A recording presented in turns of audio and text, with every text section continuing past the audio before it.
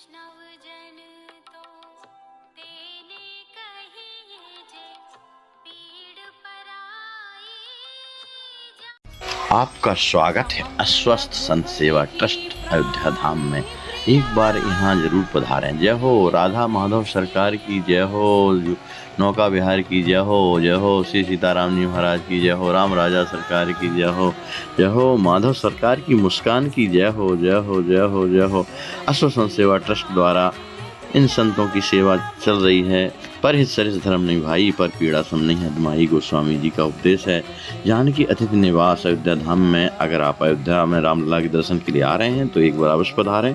यहाँ पर आपको बढ़िया AC room, non AC room उपलब्ध हैं, सस्ते में उपलब्ध हैं। जय हो श्री श्रृंगार निधि सरकार की जय हो, जय हो जय हो।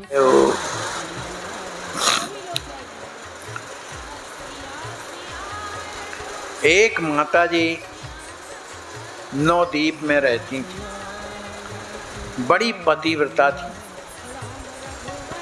हुआ क्या कि उनके एक पुत्री थी जिसका नाम था रामदासी, और उनके जो पति हैं शरीर छोड़ करके चले गए। तो उन्होंने अपने परिवार वालों से कहा कि मैं अपने पति के साथ सती होना चाहती हूँ। तो लोगों ने समझाया कि अरे नहीं, सती होने बड़ा कष्ट होता है, आप काहे के लिए ऐसा करती हैं? मैंने उस आग के लगने से आदमी तड़पने लगता है। मन इस तरह का डर दिया। तो उन्होंने अपनी एक उंगली को घी में बोरा और दीपक की लौ में लगा दिया, तो उनकी उंगली जलने लगी। जब जलने लगी तो लोगों को दिखाया कि देखो ये मेरी उंगली जल रही है, लेकिन मुझे कोई पीड़ा नहीं हो रही है। इस बात को जान करके और वे माता जी ने क्या किया कि वो चिता की परिक्रमा करती हैं 7 बार, और इसी चिता में बैठ करके अपने प्राणों को विसर्जित कर देती।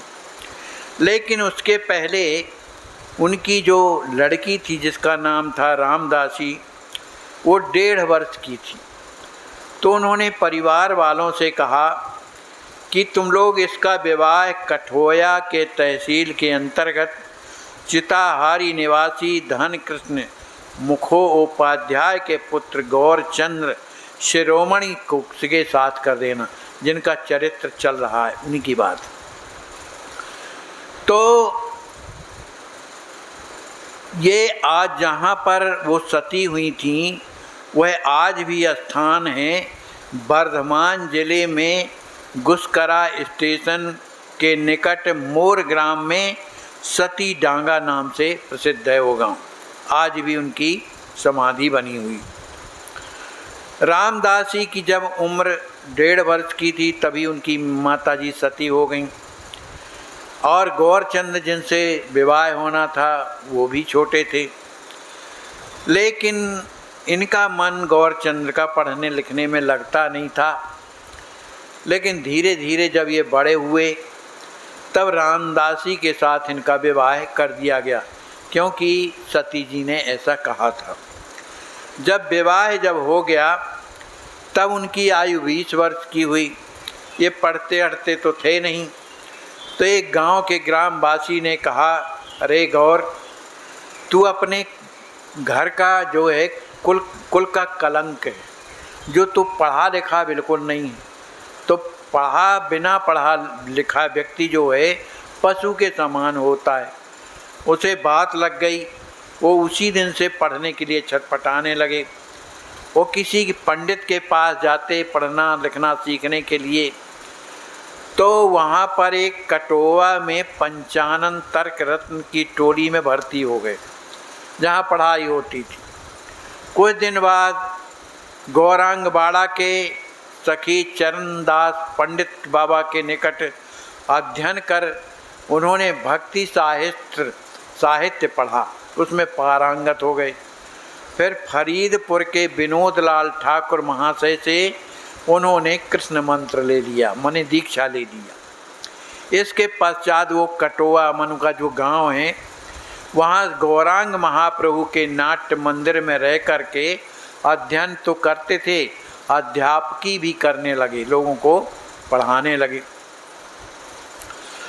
अब महाप्रभु का मंदिर, ये बंगाल की बात है, नवद्वीप में महाप्रभु के मंदिर का जो सेवायत में जो सेवा करने वाले थे उनका नाम था बैनी माधव, और एक प्रसिद्ध महात्मा थे। उनके संग के शिरोमणि महाशय विशेष रूप से प्रभावित थे। एक दिन महाप्रभु के मंदिर में बहुत से ब्रजवासी वैष्णव आ गए, तो उन्होंने बैनी माधव ठाकुर ने अपनी पत्नी से कहा कि देखो आज हमारा बड़ा अहोभाग्य है कि वृंदावन के जो है ब्रजवासी हमारे यहाँ आए हुए हैं, तो उनकी अच्छी तरह से व्यवस्था होनी चाहिए। माने बाल भोग राजभोग की व्यवस्था करो। तो उनकी पत्नी बोली कि बताओ, आप भोग राग के लिए कह रहे हैं और घर में तो कुछ भी नहीं, क्योंकि कोई भी वैष्णव आते हैं और जब आप सेवा करते हैं तो ये नहीं देखते कि कल के लिए रहेगा कि ना रहेगा, आप उसे लुटा देते हैं जितना बनता है सब कर, तो घर में तो कुछ भी नहीं। बड़े दुखी हुए, सोचे क्या करें। उन्होंने अपने घर का एक दरवाज़ा, जो सबसे बढ़िया दरवाज़ा था जिसमें किवाड़ा अच्छे लगे हुए थे, उसी को उखाड़ा और सिर में रख कर के और बेचने के लिए जाने लगे। तो गौर किशोर जिनका चरित्र चल रहा था, ये भी वहाँ रुके थे, गौर किशोर शिरोमणि।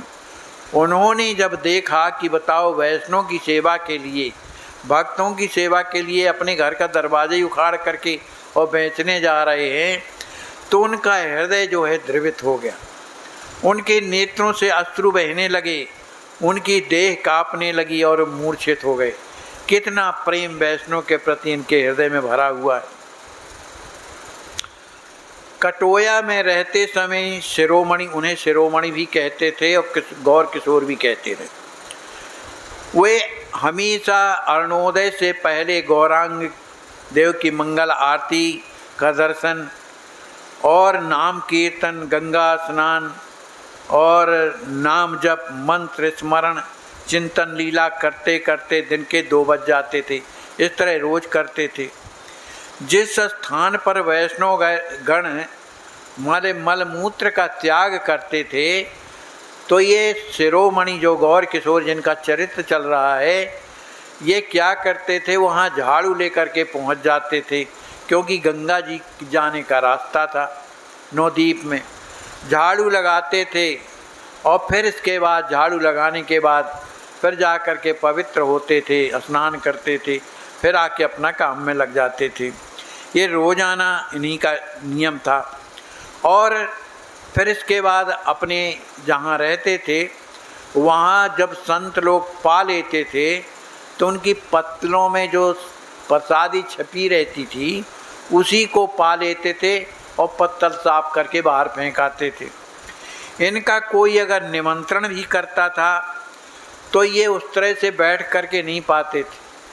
वो जहाँ संत मने वैष्णव की पत्तल फेंकी जाती थी, बस उसी का वो जो भी मिल जाता था उसी को पा लेते थे। यही इनका भंडारा होता था। ये इनका रोजाना नित्य प्रति का यही काम था। एक रहस्य की बात है कि एक पाठक उस समय इनके पास बैठे हुए, प्रसन्न मुद्रा में एक व्यक्ति बैठे हुए, और वो वृद्ध थे, अनपढ़, अति सरल हृदय के थे, और उन्हें लोग क्या कहा करते थे, पागल। वो सरल सीधे बैठे रहते थे, कथा सुनते रहते थे, नाम स्मरण करते रहते थे, लोग उन्हें पागल कहते थे। तो उन खेपा माने पागल ने कहा कि ये जो गौर किशोर हैं ना, इनको मैंने पढ़ाया है, मैं इनका शिक्षा गुरु हूँ, लेकिन लोग कैसे विश्वास करें, क्योंकि इतने सरल सीधे दिखाई देते थे। एक बार की बात है कि एक ब्राह्मण जमींदार के आग्रह पर एक बार शिरोमणि महाशय को एक मास भागवत पाठ के लिए वर्धमान के निकटवर्ती बातो ग्राम में सदल बल जाना पड़ा। माने ये क्या करते थे, भागवत का पारायण किया करते थे। और उनके साथ में काफ़ी लोग रहते थे जो सहायता करते थे। तो जब पराण करते थे तो उस गांव में जब जाते हैं जहाँ पर वह जिमीदार ले गया, तो उन्होंने देखा कि उस गांव में ना तो भगवान विष्णु का मंदिर है और ना उनके घर में शालिग्राम शिला है। तो उन्हें बड़ा बुरा लगा। उन्होंने कहा हम तुम्हारे यहाँ पराण नहीं कर सकते किसी भी स्थिति में। कहा तुम्हारे यहाँ गांव में न तो मंदिर है और न तुम्हारे यहाँ किसी के यहाँ शालिग्राम भगवान की शिला है, ऐसे गांव में तो हम जल भी नहीं पीते हैं। ऐसा कह कर के अपनी टोली को लेकर के जाने लगे। अब वो जिमीदार बड़ा दुखी हुआ और उसने क्या किया कि एक घोड़े में चढ़ कर के और दूसरे गांव से शालिग्राम भगवान लेकर के आया और कहा महाराज ये शालिग्राम भगवान हैं, अब तो न जाइए आप इनकी पूजा कीजिए। तो जब शालिग्राम भगवान आ गए तब वो रुक गए। अब रुक करके उन्होंने वहाँ पर पराण किया। एक बार मुर्शिदाबाद जिले का ग्राम के तांत्रिक ब्राह्मण था, वो देवी का उपासक था। अब ये गौर किशोर की परीक्षा लेने के लिए कि बड़े भगवान के भक्त दिखाई देते हैं, थोड़ी इनकी परीक्षा लेना है, तो इन्होंने प्रार्थना किया कि आप हमारे गांव में चल करके भागवत का पारायण कर दीजिए। बेचारे सरल सीधे अपने वहाँ लेकर के पोथी पहुँच गए। तो 2 दिन तो पारायण चला। तीसरे दिन उसने क्या किया कि वहीं पर काली का मंदिर था और बगल से पाठ हो रहा था। उन्होंने महाराज ने ध्यान नहीं दिया। अब काली को बलि चढ़ाने के लिए बकरा ले आया। अब जब बकरा ले आया तो बकरा को उसे काटना था, लेकिन इतने में जो है उनकी दृष्टि पड़ी महाराज की, तो उठ कर के खड़े हो गए और जाने लगे। जब जाने लगे तो देवी भी नाराज़ हो गई और उसे जब थोड़ा तंद्रा सी आई बैठे बैठे, तो देवी ने उसे डांटा कि तुम यहाँ पर एक वैष्णव आए हुए हैं, उनका अपराध करते हो, ये बकरा करा चढ़ाने की क्या आवश्यकता थी। इस तरह से डांटा फटकारा। अब तो बड़े दुखी हो गए हो। वो जो तांत्रिक था वो महाराज के पास आते हैं, गौर किशोर के पास, महाराज मुझसे बड़ी गलती हो गई, मैं आपकी परीक्षा ले रहा था, अब आप ही बताइए मैं क्या करूं, मेरी देवी भी नाराज़ है मुझसे, मुझे डांट रही है।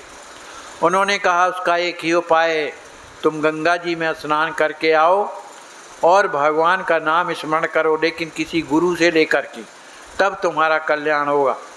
उन्होंने कहा अब आप ही पधार गए हो, आप ही नाम दे दो। वो नहा धो करके आया, उन्होंने नाम दिया, उन्होंने कहा इसी का जाप करो। इस तरह से जाप करने से देवी प्रसन्न हो गई।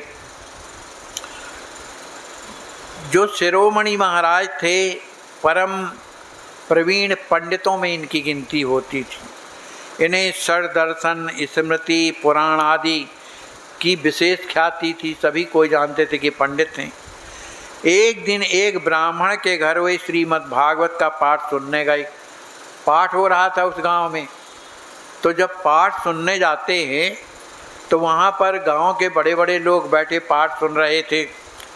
तो पाठक जो पढ़ रहा था उसने भागवत पाठ के पहले गौर की वंदना कर दिया, गौर हरि की, गौरांग देव की वंदना कर दी। तब ये गौर किशोर दास जी महाराज नाराज हो गए। अरे भाई तुम भागवत का पाठ करते हो, भगवान की वंदना उसमें होती है, गौर हरि की वंदना क्यों करते हो। यद्यपि चिढ़ नहीं थी, लेकिन उनका मतलब है कि जो वास्तव में वंदना में जिस भगवान की वंदना है वो करना चाहिए। तुम गौर हरि की बीच में घुसेड़ करके क्यों वंदना करते हो। तो उन्होंने, पाठक ने हाथ जोड़ करके कहा, अरे महाराज इसमें जो भागवत में लिखा है मैं उसी को कह रहा हूँ।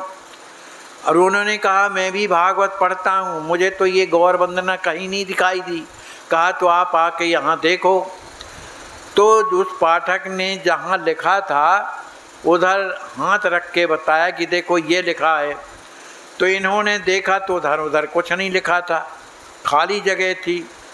तब तो शिरोमणि नाराज हो गए और कहने लगे कि तुम लोगों को बेवकूफ़ बनाते हो, उधर कुछ नहीं लिखा, खाली जगह है। तो पाठक ने कहा, जो पढ़ने वाला था, उन्होंने कहा आपकी दृष्टि शक्ति नहीं रह गई, आप नहीं देख पा रहे हैं। अरे आंखें साफ करके देखो तब समझ में आएगा। अब तो महाशय गुस्सा हो गए। अरे आप शालिग्राम के सामने भागवत का पाठ करते हुए और गौरांग की बात करते हो, झूठ कह रहे हो, उधर तो कुछ नहीं लिखा है। तब पाठक को भी बड़ा गुस्सा आ गया।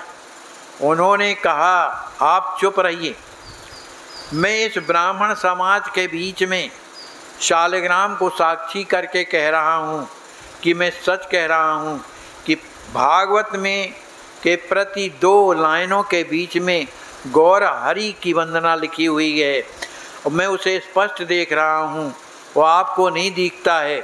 तो आप एक काम करिए, किसी सिद्ध महात्मा से मंत्र ले लीजिए और जिस तरह का मैं आपको आचरण बता रहा हूँ, कर्म करने को बताऊँ, उस तरह का करिए, फिर आइए और फिर देखिए आपको दिखाई देगा। इस पर भी न दिखाई दे तो मैं शालिग्राम भगवान के सामने, समस्त ब्राह्मणों के सामने ये प्रतिज्ञा करता हूँ कि अपनी जीभ काट के फेंक दूँगा। जब ऐसा कहा तो शिरोमणि महाशय ने, एक सिद्ध बाबा थे जिनका नाम था चैतन्य दास, उनसे उन्होंने दीक्षा लिया। 7 दिन तक वो पाठक के बताए हुए नियमों का पालन करते रहे। फिर इसके बाद जब आते हैं तो कहते हैं हमको दिखाओ भागवत में। तो उन भागवत के प्रथम में ही उन्हें स्वर्ण अक्षरों से गौर की वंदना दिखाई दी। जब उनकी वंदना दिखाई दी तब तो उनके नेत्रों से अश्रु बहने लगे, रोने लगे, स्थिर हो गए, भूमि पर लोटपोट करने लगे। उसी समय सब छोड़ करके गौर हरि का जो आश्रम में रहते थे उसको छोड़ करके वृंदावन चले गए। तभी से वहाँ रह रहे हैं। वे महातेजस्वी हैं, उनके समान वृंदावन में कोई दूसरा तेजस्वी नहीं है। वृंदावन में शिरोमणि महाशय दोपहर के बाद छात्रों को श्रीमद् भागवत पढ़ाया करते थे, रोजाना शिक्षा देते थे। तो एक दिन जब वो दक्ष यज्ञ प्रजापति के स्कंद, जिसमें चतुर्थ स्कंद में आता है, दक्ष के यज्ञ का वर्णन जब आता है तो एक छात्र ने उनसे पूछ दिया कि सती ने किस प्रकार योग बल से अपना शरीर को भस्म किया, बताइए। इसके पहले शिरोमणि उत्तर देने ही जा रहे थे, उन्हीं के पास एक अपरिचित वैष्णव बैठे थे जो नित्य पाठ सुनने आया करते थे। उन्होंने उस लड़के से कहा, सुनो, तुम इस बात को प्रत्यक्ष देखना चाहते हो कि सुनना चाहते हो कि सती ने अपने शरीर को कैसे योगाग्नि में जला दिया? इसको सुनना चाहते हो कि प्रत्यक्ष में देखना चाहते हो?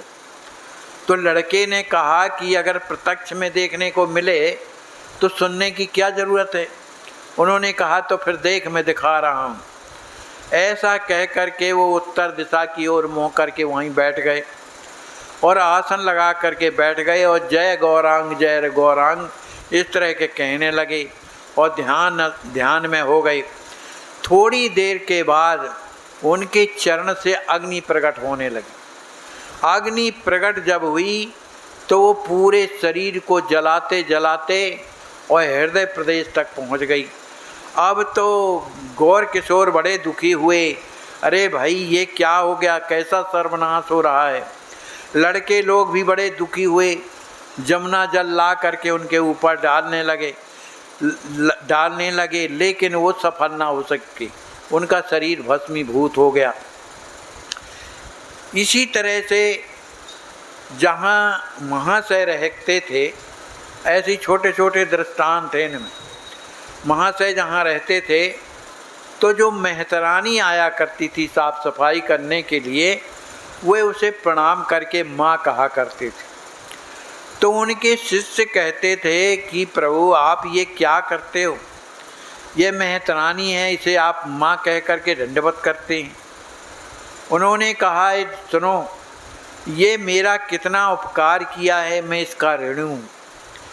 ये देखो, सभी का मलमूत्र विसर्जित जो करते हैं, साफ सफाई करके ले जाती और सबको पवित्र बनाती है, वो अभी भी सबका यही काम कर रही है। इसको माँ के रूप में ना देखूं तो क्या किस रूप में देखूं? मैं उन्हें प्रणाम करता हूँ। ऐसे ही वृंदावन में देश विदेश से आए गोविंद के दर्शनार्थी बहुत से लोग आए, उसी मंदिर में रुके। तो उन लोगों को देख करके गौर किशोर माने शिरोमणि महाराज सबको दंडवत करने लगे। जब दंडवत करने लगे तो उनके शिष्यों ने कहा, अरे आप इनको दंडवत क्यों कर रहे हो? कहा, बताओ इनके अंदर कितनी हृदय में छटपटाहट है। कौन कहाँ से आया है? कोई मद्रास से, कोई मुल्तान से, कोई ढाका से, कोई श्रीहट्ट से, बहुत दूर दूर से आए। किस लिए? बांके बिहारी का दर्शन करने के लिए आए। इनके हृदय में कितनी वेदना होगी, कितना कष्ट सह करके आए हैं। ऐसी वेदना कष्ट हमारे हृदय में नहीं है। ये तो इसी तरह से वंदनीय है। आप लोग तो वृंदावन में रह करके केवल आराम से पाते हो और पड़े रहते हो। क्या समझो किसी के दर्द को? अरे जो इस तरह से दर्शन करने आते हैं उनका हृदय कितना विशाल है। ऐसे को प्रणाम ना करें तो किसको करें? इस तरह। अब जब शिरोमणि कहीं जाते थे रास्ते में, तो उनके साथ में चलने वाले बड़े दुखी हो जाते थे, क्योंकि वो रास्ते में चाहे बैल मिले, चाहे गाय मिले, बिल्ली मिले, बंदर मिले, कुत्ता मिले, स्त्री मिले, पुरुष मिले, कोई भी मिले, सबको दंडवत करती।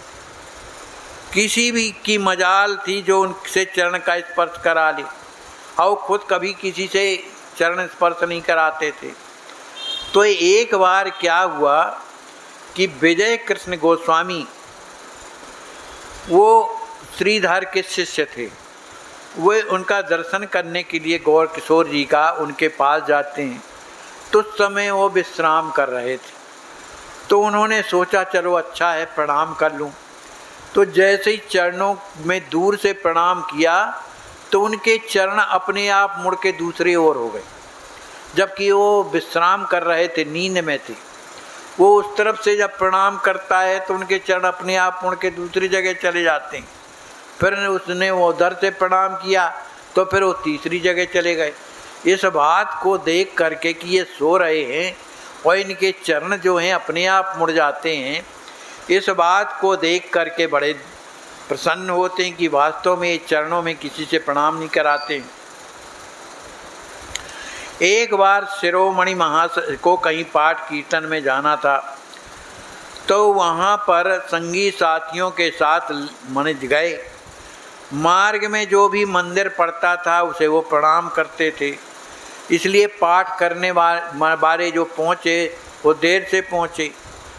लेकिन ये जो है आगे ना बैठ करके पीछे बैठ गए। लोगों ने कहा आप पीछे क्यों बैठे हैं, आगे बैठिए। कहा नहीं, मुझे पीछे बैठने दो, कहीं मेरा चरण किसी को लग जाएगा तो अपराध बनेगा। मन इस तरह से सबके चरण स्पर्श करते थे, लेकिन अपने चरण स्पर्श नहीं कराते थे। एक दिन की बात है कि जब ये वृंदावन में रह रहे थे तो इनको एक व्याधि हो गई। जब व्याधि हो गई, उस व्याधि में इतना कष्ट हुआ कि इनका जीवन इनको लगने लगा कि अब हाथ में नहीं लगेगा। जीवन का अंत होते देखकर इन्होंने मदन मोहन ठौर के सिद्ध नित्यानंददास बाबा महाराज से के बेस ले लिया। माने वो सोचने लगे कि अभी हमने विरक्त दीक्षा नहीं दी और मरने का समय आ गया, क्योंकि कष्ट शरीर में। तो नित्यानंददास जी महाराज से विरक्त दीक्षा उन्होंने ले ली और उन्हीं ने नाम इनका रखा था गौर किशोर शिरोमणि। कुछ दिनों की चिकित्सा के बाद जब उनका स्वास्थ्य ठीक हुआ, तब सिद्ध बलराम दास बाबा महाराज की आज्ञा से शिरोमणि कुंज छोड़कर मदन मोहन ठौर में गुरुदेव के निकट पृथक भाव से रहते हुए और ये भजन करने लगे।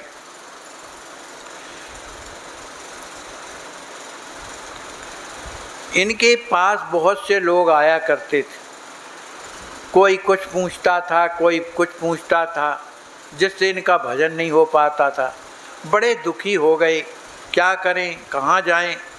तो इन्होंने क्या किया कि गुरुदेव की सेवा में चले गए, कि जब गुरुदेव की सेवा में जाएंगे तब फिर कौन हमसे क्या पूछेगा, जो पूछेगा तो गुरुजी से पूछेगा।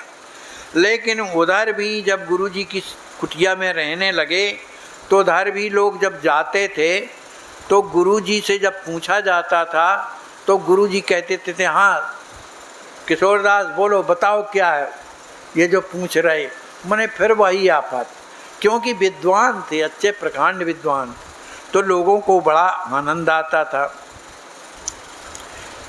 वृंदावन में एक नित्यानंदास बाबा, पंडित कृष्णदास बाबा के अतिरिक्त बहुत से ऐसे महापुरुष थे जिनको झाड़ू मंडल के सिद्ध श्री बलराम दास बाबा, बताओ झाड़ू मंडल, ऐसे ऐसे संत हो गए हैं, बड़े बड़े महापुरुष कि एक मंडल बनाए थे जो पूरे वृंदावन की झाड़ू लगाते थे। ये है सेवा, साफ सफाई करते थे। श्रृंगार भट्ट के ब्रह्मानंद गोस्वामी पाद, श्री नरसिंह नंद प्रभु अद्वैत वंश के श्री राधिकानाथ गोस्वामी प्रभुपाद, श्री नीलमणि गोस्वामी पाद, श्री हरचंद्र गोस्वामी पाद और श्री गंगा प्रसाद राय, श्री मदन मोहन मंदिर के कामदार प्रसिद्ध कीर्तनिया हजरा महाशय आदि अनेक सुप्रसिद्ध साधु वैष्णव भक्त रहते थे जो रोजाना वृंदावन में झाड़ू लगाते थे। लेकिन ये साधु ऐसे थे कि वैष्णव की मर्यादा का पालन करते थे। वैष्णव किस तरह से रहना चाहिए उस मर्यादा का पालन करते थे, और अगर कोई मर्यादा का उल्लंघन करता था तो उस पर शासन करते थे, उसे दंडित भी करते थे। अब ये जो गौर किशोर शिरोमणि महाराज हैं, ये बड़े श्रद्धा से कथा सुनाया करते थे महाराज के आश्रम में रह कर के। तो वहाँ पर एक बार क्या हुआ, जब कथा चल रही थी तो हेमतपुरी की रानी वो वृंदावन आई, और जब इन्होंने कथा इनकी सुनी तो इन्हें बड़ा आनंद आया। तो जब कथा समाप्त हुई तो उन्होंने कुछ दक्षिणा और कुछ द्रव्य, फल फूल, वस्त्र आदि उन्हें भेंट कर दिया गौर किशोर जी को। यद्यपि राजाओं का धन नहीं लेना चाहिए, ये शास्त्र वर्जित करते हैं, क्योंकि वो राशि द्रव्य माना जाता है। लेकिन इन्होंने इसलिए ले लिया कि ये रानी दूर से आई है, अगर नहीं लेंगे तो इसके हृदय में ठेस होगी, ठेस पहुँचेगी, इस विचार से स्वीकार कर लिया। लेकिन जितने वृंदावन के जो वैष्णव थे, जो निगरानी करते थे, देख रेख करते थे, अब तो इन पर नाराज हो गए कि आप इतने बड़े प्रकांड विद्वान होकर के भी और एक महारानी का ने जो दिया उसे स्वीकार कर लिया। अब ये बड़े दुखी हुए। इन्होंने वैष्णव से प्रार्थना किया कि अब आप ही बताइए कि हम इसका प्रायश्चित क्या करें। देखो इतने बड़े महापुरुष विनम्र कितने कि गलती यद्यपि दूसरे की आत्मा में ठेस ना पहुँचे, इस कारण से उन्होंने ले लिया, और वो भी गुरुजी की सेवा के लिए, अपने लिए नहीं, लेकिन उसमें भी दोष माना गया।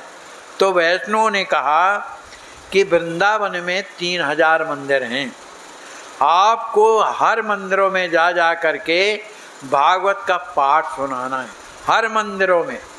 माने ये नहीं कि एक पाठ सुनाया है, वहाँ पूरा भागवत का पाठ सुनाना है, जितनी भागवत मोटी होती। अब बोलिए 3000 मंदिर हैं, कितना कष्ट हुआ हो। लेकिन इन्होंने उस बात को स्वीकार किया और बड़े कष्ट के साथ उन्होंने इस आज्ञा का पालन किया। वैष्णव से कहते थे, ये कहा करते थे कि वैष्णव सेवा के बिना कृष्ण प्रेम की प्राप्ति कभी नहीं हो सकती। जो वैष्णव की सेवा नहीं करते हैं तो उसे भगवान के प्रेम की प्राप्ति नहीं हो सकती है।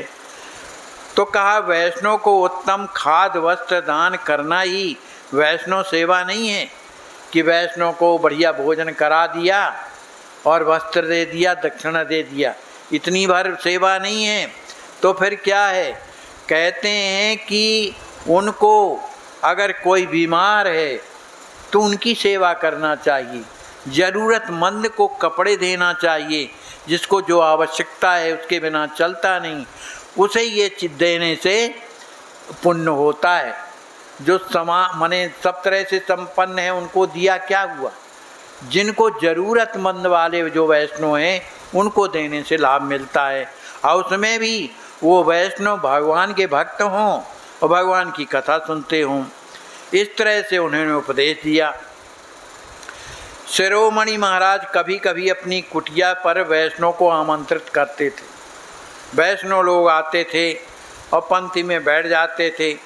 तो एक बार की बात है कि एक ऐसा वैष्णव आया जिससे कोई गलत काम हो गया था, और उस गलत काम के द्वारा लोगों को जानकारी थी। अब वो उन पंगत में बैठ गया। अब जो बगल वाले वैष्णव थे उसको उठाने लगे, अब यहाँ से भागो, तुम इस पंगत में नहीं बैठ सकते हो। अब गौर किशोर जी ने सोचा कि ये बेचारा भाग जाएगा, इसको कितना दुख लग रहा होगा, तो बैठ गए उस भगाने वाले के पास। कहा भैया इससे ज़्यादा तो पाप मैंने किए हैं, मैं गिनाऊँ अपने पाप। वो अपने बचपन से लेकर के सियाने तक जब तक उन्होंने ऐसे ऐसे पाप गिनाए कि वो दांत तले उंगली दबा करके रह गया। कहा भैया जब ऐसे पापी को भी आप अपना मानते हैं तो ये भी तो तुम्हारा है। इस तरह से उन्होंने उस वैष्णव की रक्षा की और अपने यहाँ सुंदर प्रसाद पवाया। शिरोमणि महाराज के सामने कोई भी अगर कुछ कथा सुना देता, संतों की चर्चा कर देता, भगवान की कथा सुना देता, तो उनके नेत्र एकदम बरसने लगते थे, ऐसे प्रेमी थे। उन्हें शरीर की सुध बुध नहीं रह जाती थी। एक बार क्या हुआ, एक नर्तकी सजी धजी वहाँ से निकली। उसे देख करके उन्हें याद आ गई कि श्री राधा रानी की सखियाँ इसी तरह से सज धज करके और स्वामी जी को का श्रृंगार करती हैं और अपने नृत्य कला से उन्हें प्रसन्न करती हैं। इस भाव को हृदय में विचार करके उनके हृदय में उद्दीपन हो गया और वो यहाँ बेहोश हो जाते हैं। कहते हैं चैतन्य बाबा, राधिका नाथ गोस्वामी प्रभु का वियोग, उनके जो गुरु थे उनका शरीर छूट गया। उनसे जब शरीर छूट गया तो उन्हें बड़ा असह्य कष्ट हुआ। तब उन्होंने वृंदावन चले जाने के 4-5 दिन बाद ही मैंने अपने गुरुजी के यहाँ गए थे। फिर जैसी रास्ते में आए उन्हें पता ही चला कि गुरुजी नहीं रहे, तो बड़ा दुख हुआ। तो सन 1890 में इन्होंने गुरु के वियोग में भी अपना शरीर का प्राणांत कर दिया। इस तरह से इनका चरित्र रहा। बोलिए श्री गौर हरि महाराज की जय।